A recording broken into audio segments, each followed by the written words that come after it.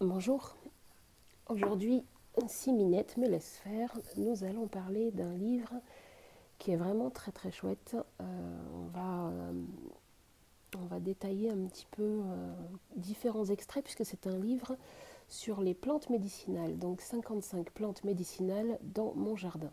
Les cultiver, les récolter ou les conserver. Donc c'est un livre de Virginie Peytavy aux éditions Terre Vivante.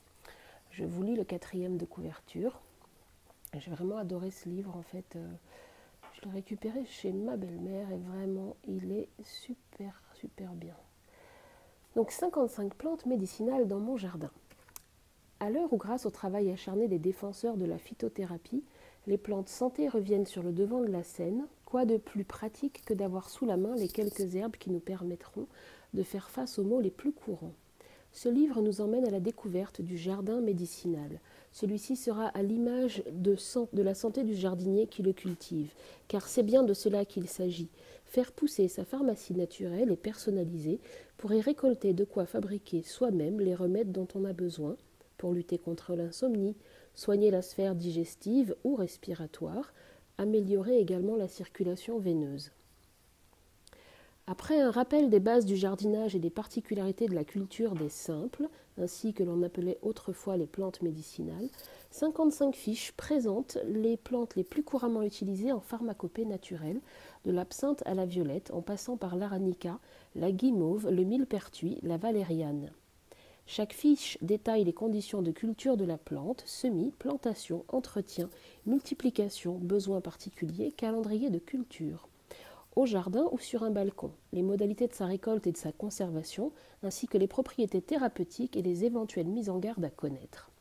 Une dernière partie est consacrée à la transformation, donnant des recettes simples de décoction, macération, hydrolat, sirop. Tout pour constituer son armoire à pharmacie naturelle. Conseil en phytoaromathérapie, titulaire des diplômes de l'École des plantes de Paris et DE de l'Université de médecine de Paris 13, Virginie Peytavy a notamment créé le centre de formation du Jardin des Méditerranées au domaine du Rayol dans le Var. Et depuis 35 ans, la SCOP Terre Vivante édite des livres d'écologie pratique ainsi que le magazine Les 4 saisons du Jardin Bio. Terre Vivante a également ouvert des jardins écologiques en Isère proposant des stages pratiques. Vous en saurez plus en allant sur www.terrevivante.org.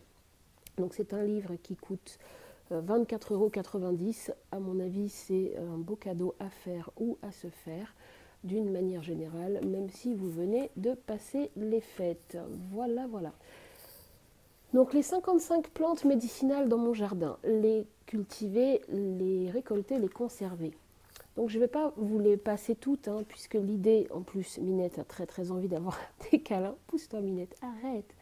Mais en fait, pour moi, ça sera plutôt de partager avec vous des petits morceaux, des petits extraits dans mes sélections, de manière à ce que ça puisse vous donner envie de lire ou de partir à la découverte des plantes et pourquoi pas apprendre à les utiliser.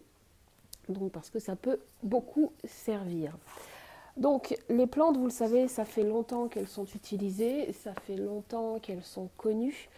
Maintenant, il y a des précautions d'usage à avoir. Dans tous les cas, vous savez bien que rien ne remplace la consultation chez un médecin.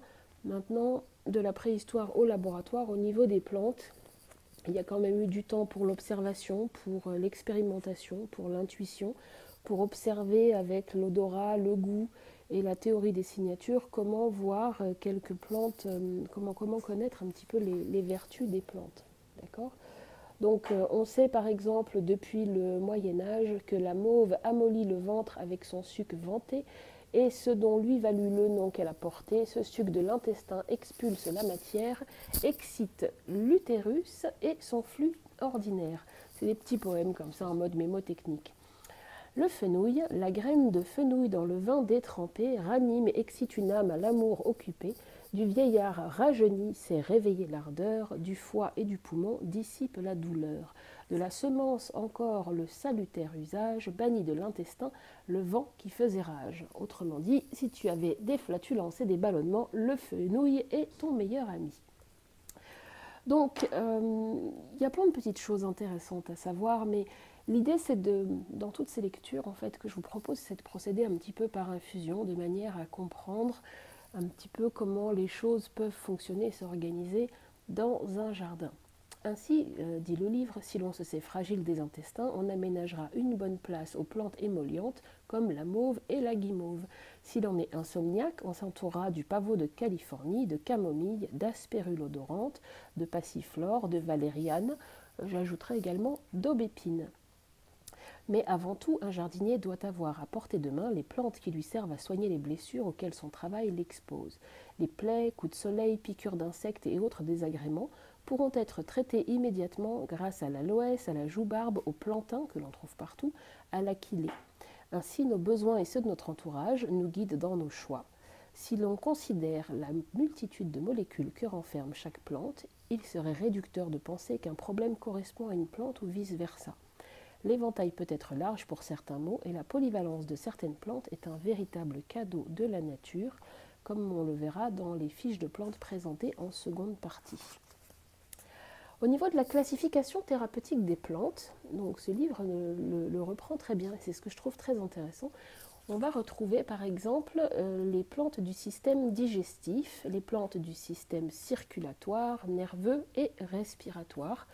Il y en a d'autres, plantes du système endocrinien, plantes hépatiques, plantes diurétiques, plantes du sommeil, plantes laxatives, plantes de la peau, plantes pour les yeux, plantes immunostimulantes, antirhumatismales, antihistaminiques.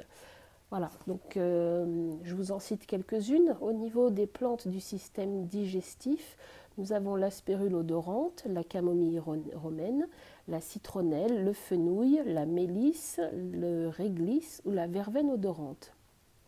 Pour le système circulatoire, nous avons l'arnica, et l'on comprend maintenant pourquoi ça fonctionne bien pour les problèmes de contusion ou de choc, l'aubépine, le cassis, la mamélisse, tout le monde sait que c'est astringent pour la peau, le myrtillier, la petite pervenche ou la vigne rouge, dont on retrouve bien sûr des vertus dans les fameuses tisanes circulatoires pour les jambes lourdes à la vigne rouge, un peu partout dans le commerce. Vous avez également des plantes du système nerveux, donc à nouveau aspérulodorante, puisque ça travaille et sur la digestion et les problèmes de foie. Nous avons la camomille noble, le coquelicot. Le coquelicot est également excellent contre les problèmes de toux, on peut le rajouter avec la mauve.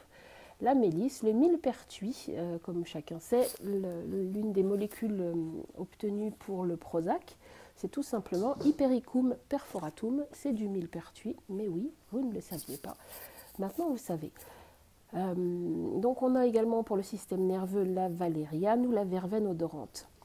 Au niveau du système respiratoire, sans surprise, on va retrouver le coquelicot, puisqu'on en parlait tout à l'heure pour la toux. On retrouvera également le bouillon blanc, la bourrache, la capucine. N'hésitez pas à planter des capucines dans vos petits balcons. Vous avez aussi de la mauve, du plantain, réglisse, violette, lierre terrestre, etc. Pour le système endocrinien, on a l'aquilée, l'alchémille, l'armoise, le houblon et l'ortie, dont on a déjà parlé un petit peu plus tôt. Au niveau des plantes hépatiques, citons le chardon-marie, le pissenlit.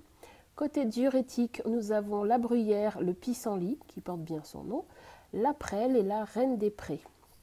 Du côté des plantes du sommeil, vous avez l'aspérulodorante, décidément, l'aubépine, puisqu'elle calme, la camomille à nouveau, le coquelicot pour les mêmes raisons, l'excholzia, le houblon, la passiflore, la verveine ou la valériane. Pour les soins plus spécifiques de la peau, nous allons retrouver l'aloès, l'arnica, la bardane, le bleuet, la camomille noble, la capucine. Ça vaut le coup d'y penser. La joubarbe, le millepertuis à nouveau, la pensée sauvage, les plantains, il y en a plusieurs, et le souci, qu'on appelle également calendula, de Calendula officinalis. Pour les plantes adaptées pour les problèmes Minette des yeux, nous avons, je bouge un peu trop, pardon Minette, le bleuet, la camomille noble, à nouveau le myrtillier. Pour l'immunostimulation, échinacée, églantier. Pour tout ce qui est antirhumatismal, nous allons retrouver le cassis, ribes nigrum. Donc le cassis, c'est exceptionnel pour la circulation au niveau des jambes en fait. Et en tisane, ça aide à nettoyer les toxines qui traînent, la lymphe et compagnie. Enfin, ça va bien vous plaire, je pense.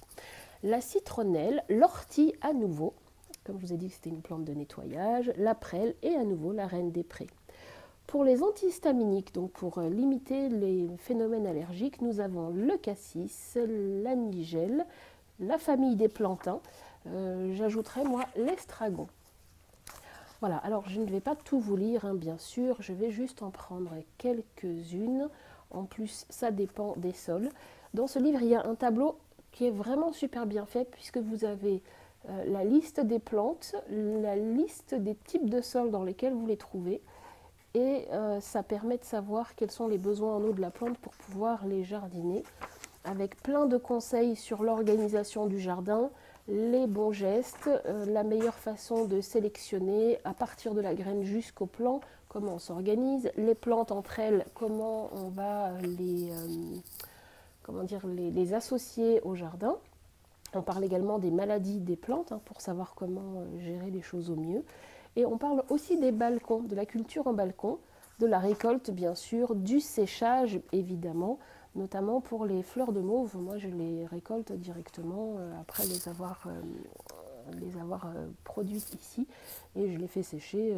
Bon, on peut faire ça sur un séchoir assez domestique, il n'y a pas de problème. On y parle également de conservation, du bon usage des plantes et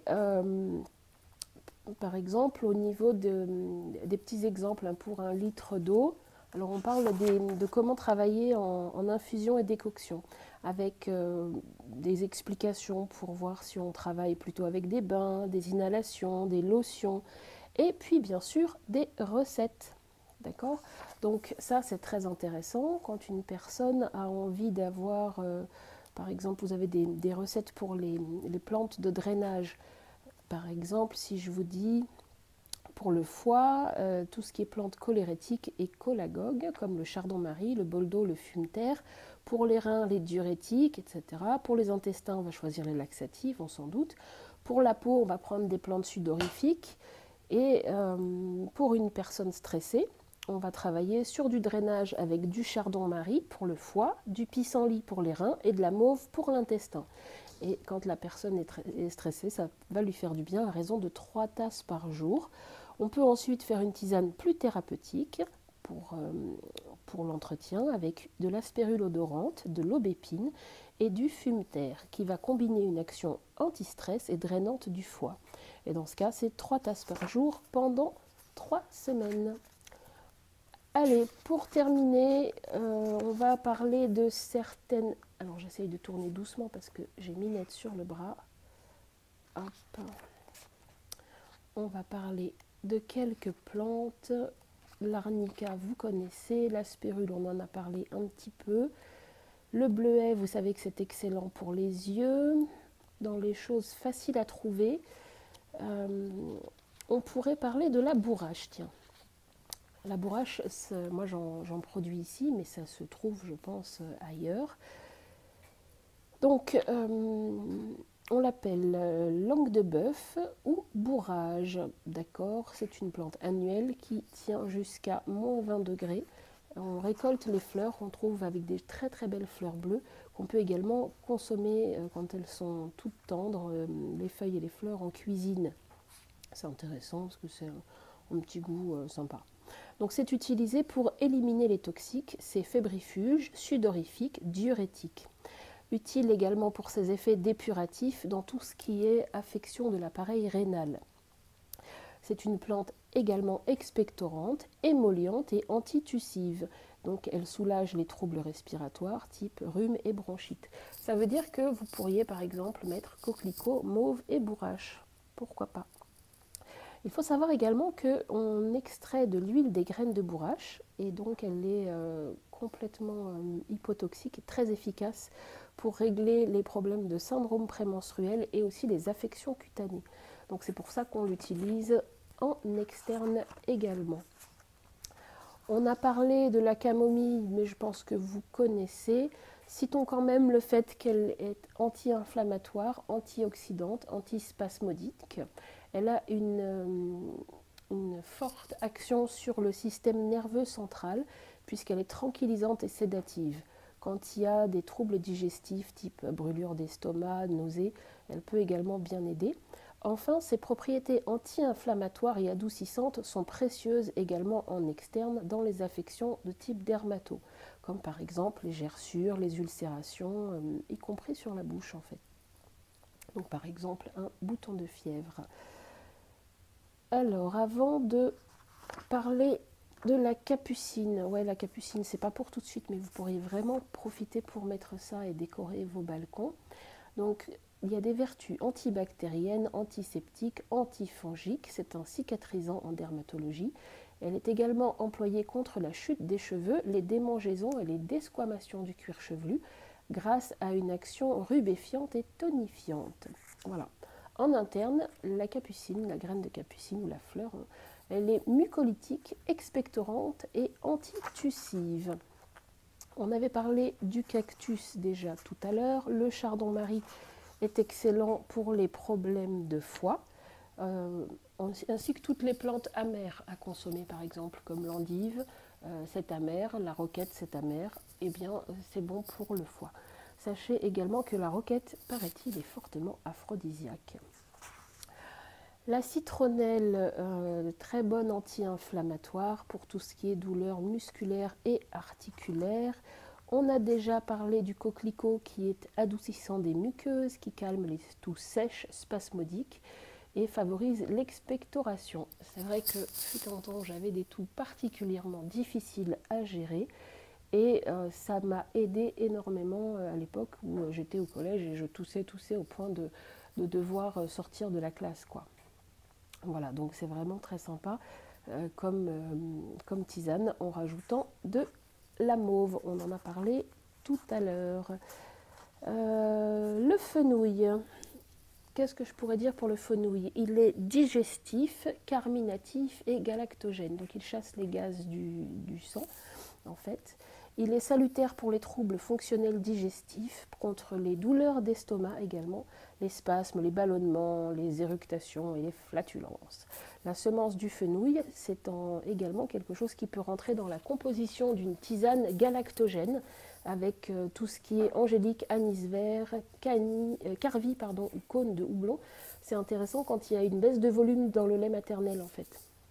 Voilà, et c'est également intéressant pour les spasmes abdominaux du nourrisson via le lait maternel ou en infusion à raison de quelques gouttes dans la journée. Il est bien ce livre, hein, je vous avais dit. Alors, la mamélisse, on en a déjà un petit peu parlé. La joue-barbe pour après. Le lierre terrestre, excellent. Cellulite, mais puis c'est également bien pour les cheveux, on va en reparler. La mélisse, vous connaissez les vertus de la mélisse? Eh bien, c'est parti. Donc, la mélisse, c'est l'une de mes préférées. On la retrouve par exemple dans la célèbre eau de Carme, qui a été fabriquée en fait à partir du XVIIe siècle à Paris, dans le couvent des Carmes. Donc, il y a dans l'eau des Carmes, en fait, il y a 14 plantes et 9 épices. Mais citons la principale, la mélisse, qui est une grande plante qui pousse très bien, j'en ai plein ici, antispasmodique, sédative et légèrement anxiolytique. Elle est très utile dans les troubles digestifs d'origine nerveuse, tels que les palpitations, les migraines, les crampes d'estomac, les insomnies. D'une grande douceur, elle est fort appréciée des sujets angoissés, anxieux, émotifs, spasmophiles, mais c'est également bien pour les enfants. C'est également une plante antivirale, anti-inflammatoire des muqueuses digestives et bronchiques. C'est également et surtout une plante très puissante côté antioxydation, protectrice du stress oxydatif, du vieillissement prématuré causé par les radicaux libres des cellules. Enfin, ces molécules citronnées lui confèrent un effet répulsif contre les moustiques. Quoi vous dire d'autre? Il y en a plein. Il y a la nigelle, l'ortie. Allez, je ne résiste pas, puisque c'est quand même l'une de mes plantes préférées. Incontournable dans un jardin où elle favorise la biodiversité en accueillant de nombreux insectes et certains papillons qui y vivent et pondent sur elle, l'ortie s'adapte à tout type de sol, pourvu qu'il soit assez riche et azoté. La grande et la petite ortie possèdent les mêmes propriétés médicinales. La grande ortie peut pousser jusqu'à 2500 mètres d'altitude, quand même. Alors, le saviez-vous, ces composés spécifiques urticants que l'on retrouve dans le règne animal, acide formique et histamine, sont des anti-inflammatoires bien connus en homéopathie. Les propriétés de la feuille d'ortie. Attention, prenez des notes. La feuille d'ortie est très fortement reminéralisante, anti-anémique, hémostatique, diurétique. Elle favorise l'élimination de l'urée, des ions chlore et de l'acide urique. C'est une grande plante antirhumatismale. Elle est alcalinisante et prévient la dégradation des cartilages articulaires. Je répète, elle est alcalinisante et prévient la dégradation des cartilages articulaires. On peut se frotter localement avec des orties pour les plus braves, ce qui est extrêmement efficace sur les douleurs rhumatismales et l'arthrite. L'afflux de sang favorise la réparation tissulaire et diminue la douleur. La racine possède une action spécifique sur l'hypertrophie bénigne de la prostate, pour ceux qui sont concernés, ou adénome prostatique en limitant la prolifération des cellules de celle-ci. En cuisine, préférez plutôt la petite ortie qui est moins fibreuse pour la consommation sous forme de potage, gratin, tarte, etc. On pourrait parler de la passiflore également, dont les propriétés sont sédatives, anxiolytiques, antispasmodiques, apaisantes pour le système nerveux central. On pourrait parler de la pensée sauvage qui est exceptionnelle au niveau drainage pour la peau, parce qu'elle aide à vraiment la purifier. Elle est également anti-inflammatoire. La pensée est aussi une plante antitussive, adoucissante et expectorante. Donc pour tout ce qui est asthme, bronchite ou trachéite. Évidemment, il n'y a pas besoin de mettre toutes les plantes antitussives dans le même mélange. Pour moi, par exemple, la mauve et le coquelicot suffisent largement. On pourra parler dans ce livre également du pissenlit. Donc, ce qui est très intéressant, c'est que dans le livre, vous avez le nom latin, les différentes appellations selon les lieux ou les pays, le cycle de production, l'exposition, la rusticité. Donc, le pissenlit tient quand même jusqu'à moins 30 degrés. On parle également hauteur de floraison et on parle de quelles sont les plantes, quelles sont les parties récoltées. Donc c'est vraiment un bouquin d'herboristerie qui est vraiment très très très chouette.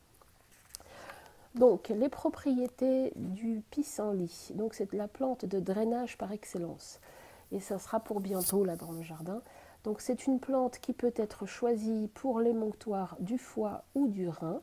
La feuille étant plus diurétique que la racine. Donc par exemple, faire des petites salades d'ortie, de pissenlit au printemps, ça va être vraiment sympa. Et comme c'est une plante amère, ça sera bon pour le foie dont on a parlé tout à l'heure. Donc connu comme tonique amer, digestif, dépuratif, le pissenlit est cholérétique, cholagogue et prébiotique, actif sur le système digestif et hépatobiliaire, notamment dans les dyspepsies, les constipations chroniques, la perte d'appétit. C'est un stimulant enzymatique, décongestionnant du foie et hypocholestérolémiant. J'y suis arrivée. Voilà, vous avez compris, ça fait baisser le cholestérol. C'est utile dans les rhumatismes et pour tout ce qui est prévention des calculs rénaux par son action d'augmentation de l'élimination de l'urine. L'action dépurative également sur l'ensemble de l'organisme améliore donc le transit intestinal et la qualité de la peau. Voilà. Et le latex en externe peut être utilisé pour les verrues et les cors. Pour information, en cuisine, toute la plante se consomme crue ou cuite. Les jeunes feuilles constituent de délicieuses salades sauvages et c'est sans doute la meilleure façon de profiter de leurs bienfaits. On les récolte au printemps, les jeunes rosettes en les coupant à la base. Les fleurs et les boutons floraux peuvent également être consommés et cuisinés. Et j'ajoute pour la note gourmande avec des pommes de terre vapeur et des œufs durs du jardin. On a parlé tout à l'heure du plantain. Alors, je vais vous redonner les propriétés. Anti-inflammatoire, antibactérien, antiviral, immunomodulant, c'est astringent, adoucissant pour les muqueuses. Ça va agir sur la sphère digestive et intestinale, les diarrhées, les colites, les ulcères et les gastrites. Sur la sphère respiratoire, antitussif, encore un, mucolytique et anti-allergique, puissamment anti-allergique, par effet antihistaminique. Mais l'estragon fait ça également. Donc c'est donc utile dans la bronchite, la laryngite, la pharyngite, la coqueluche, l'asthme ou toute autre manifestation d'ordre allergique. En externe, le plantain peut s'employer en compresse d'infusion ou de feuilles fraîches broyées à appliquer sur les plaies, les ulcères, les dermatoses et les piqûres d'insectes, ou d'ortie, efficacement apaisées grâce à l'effet antihistaminique. Le plantain est également un puissant décongestionnant ophtalmique et peut être utilisé sous forme d'infusion dans des inflammations des paupières ou de la conjonctivite. Il y en a tellement à partager. J'aimerais vous parler de la prêle, qui est diurétique, antirhumatismale, reminéralisante. Elle agit efficacement sur les affections de l'appareil génito-urinaire. Le silicium de la prêle, biodisponible pour l'organisme, stimule la régénération du collagène, la synthèse de l'élastine et améliore la résistance du tissu conjonctif. Elle est donc indiquée pour la sphère ostéo-articulaire dans la consolidation et la réparation des os, des cartilages, des ligaments lors de fractures dans l'arthrose, ou l'ostéoporose, les crampes, mais aussi pour renforcer les fanères comme les ongles et les cheveux. La cicatrisation, le maintien de la structure de la peau dont le dessèchement et le vieillissement sont une conséquence du déficit en silicium. Donc prenez de la prêle. J'aimerais m'arrêter là, mais je ne peux pas parce que c'est trop passionnant. Je vois par exemple, on parle de la plante réglisse. C'est quelque chose de très très très intéressant, mais je vais vous laisser lire tout ça. C'est expectorant, très bien pour la gorge, adoucissant, mais précisons que c'est absolument contre-indiqué pour les gens qui font de l'hypertension artérielle. Donc les personnes qui naturellement détestent le réglisse, en général, il y a une raison. Donc surtout, ne vous forcez pas. On pourrait parler de la reine des prés, qui est anti-inflammatoire, antalgique, bien pour les manifestations articulaires et douloureuses, où elle va être particulièrement efficace. C'est bien contre les phénomènes de syndrome grippaux, les fièvres, les courbatures, les céphalées, les douleurs dentaires, les rhumes et les refroidissements. Elle est également diurétique. Ouais. Et rappelons quand même que l'aspirine est un acide obtenu par synthèse de l'acide salicylique naturel extrait des fleurs de la reine des prés. Donc évidemment, il faudra l'éviter chez les personnes qui sont allergiques à l'aspirine. Allez, quelques petites autres vite fait, après promis, je m'arrête. On va parler de la verveine odorante, qui est une plante originaire du Pérou. Elle a besoin d'une exposition bien ensoleillée et sa croissance est rapide. On peut la planter en pot. Si le climat est froid, il vaudrait mieux la rentrer quand même en hiver, parce que moi je sais que la verveine est là un petit peu, un petit peu capricieuse en fait face à l'hiver. Donc, la verveine digestive, anti-inflammatoire, spasmolytique, la verveine odorante est active dans les troubles tels que ballonnement, douleur, lourdeur, indigestion, flatulence, éructation. Elle est également sédative, anxiolytique. Elle peut être utilisée dans les troubles du sommeil. C'est aussi une plante répulsive contre les insectes dans le jardin. Donc à prendre en lotion, sèche ou fraîche, mais une tisane de verveine de manière régulière va également contribuer à la faire. On a déjà parlé de la vigne rouge, on aurait pu parler de la violette, mais ça sera pour une autre fois. Je précise que dans ce livre, qui fait au total bien 200 pages, vous allez aussi avoir des informations pour transformer les plantes en infusion, en décoction, en macération, macération huileuse. On vous parle des huiles végétales à choisir, les propriétés des différents macérats huileux, donc d'arnica, de calendula, de camomille, de millepertuis, de prime vert et pourquoi pas de citronnelle. On vous explique comment faire des teintures d'arnica, de millepertuis, de valériane. On vous parle des sirops et de la façon de travailler, les principes actifs des végétaux. Vous retrouvez à nouveau les principes actifs par ordre alphabétique pour chaque plante. Franchement, si ça ne vous a pas donné envie de lire ce livre ou de creuser un petit peu, franchement, je ne sais pas quoi faire, mais ça m'a fait plaisir de passer ce petit moment avec vous. au coin du feu avec Minette qui s'est endormie. Donc je vous souhaite une excellente fin de journée et à bientôt pour un nouveau livre. Au revoir.